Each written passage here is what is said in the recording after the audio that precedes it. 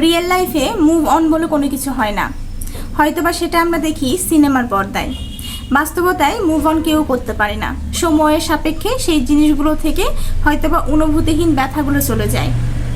মনে করুন আপনি কাউকে খুব গভীরভাবে ভালোবেসেছেন, এখন আপনার তার সাথে কোনো সম্পর্ক নেই।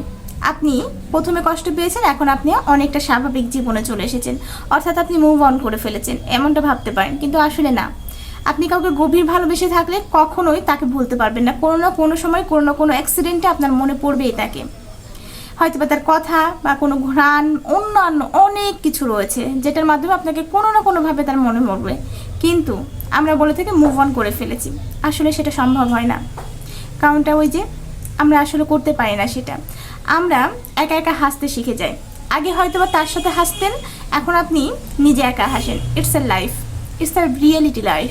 আমরা যদি মনে করে থাকি যে আসলে মুভ অন করে ফেলেছি, লাইফ বোধহয় এরকম, সময়ের সাথে আপনি নিজেকে একটু হয়তো বা পরিবর্তন করেছেন, ওই জায়গা থেকে বের হতে পারেননি।